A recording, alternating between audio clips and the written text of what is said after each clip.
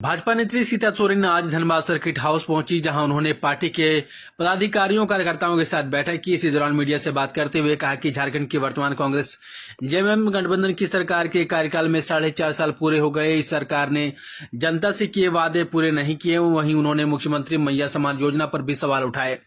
उन्होंने कहा कि किसी का भला नहीं होने वाला है या केवल वोट बैंक बनाने की नीति सरकार ने अपनाई है। महज 1,000 रुपए से किसी का भला नहीं होने वाला।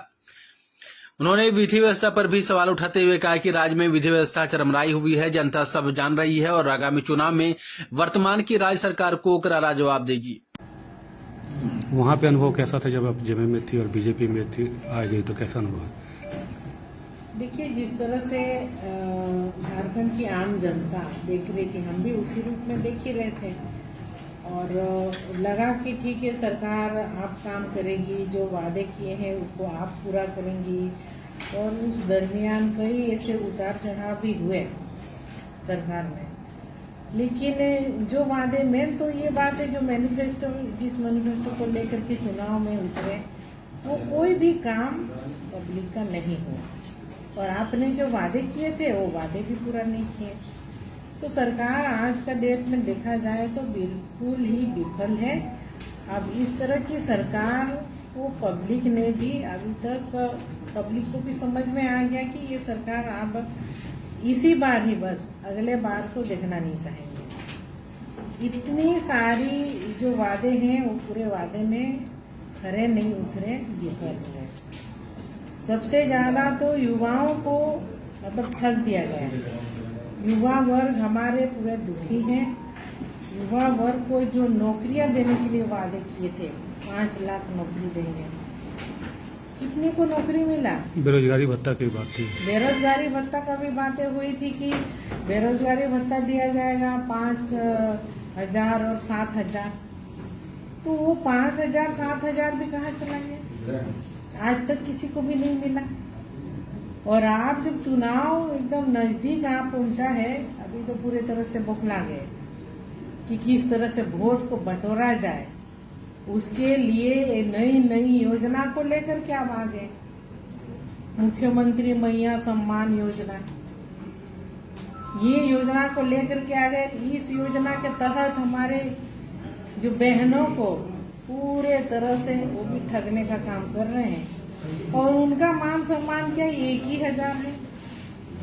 इस महंगाई के जमाने में अभी सब्जी का भाव देखेंगे तो क्या सब्जी खाएंगे कि दाल रोटी भी खाएंगे कि चावल भी खाएंगे?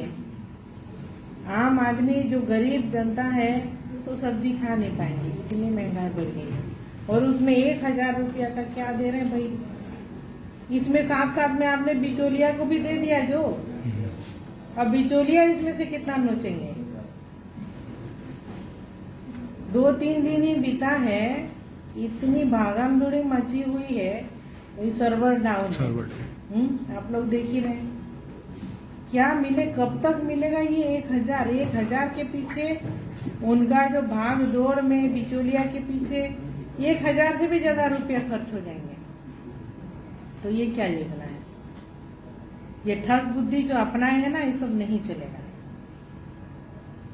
और आप बहने लोग कुछ दिन के 1 महीना के बाद ही पूरे जागरूक हो जाएंगे कि ये सरकार क्या कर रही है उनके साथ में।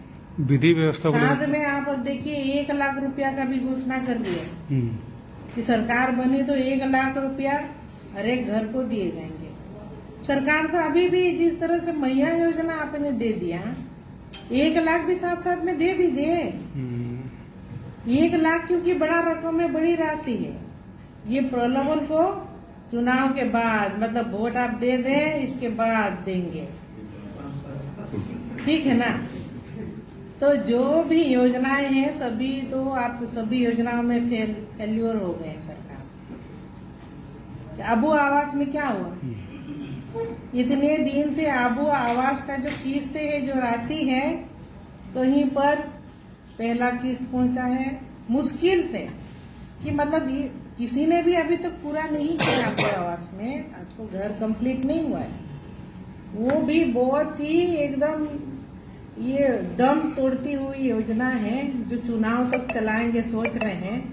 तब तक जो कि इन लोग सरकार में जितने भी लोग हैं पब्लिक सुधर जाएंगे और आने वाले दिन में देख लीजिएगा कि जो वोट होने वाला है उस समय करारा जवाब मिलने वाला है। अब ये सरकार से नहीं चलेगा, पूरी तरह से ये सरकार को जो ये नकारा जाएगा। आने वाले दिनों में भारतीय जनता पार्टी की सरकार बनेगी। विधि व्यवस्था को लेकर क्या कुछ है? रांची में भी दिन दहाड़े हत्या हो जा रही है, धनबाद का भी वही माहौल है। देखिए ये तो हम लोग सब देख रहे हैं, जो विधि व्यवस्था है पूरी तरह से चरमाई हुई है। ये रात में लूटपाट होती थी, रात में हत्याएं होंगे तो समझ में आएगा, लेकिन दिन दहाड़े हो रही है सब। जेवर दुकानों की लूटपाट, हत्याएं रांची जैसे शहर में हो रही है, जहाँ राजधानी है, जहाँ विधानसभा का सत्र भी चल रहा था, उसी दरमियान भी। तो देख रहे कि जो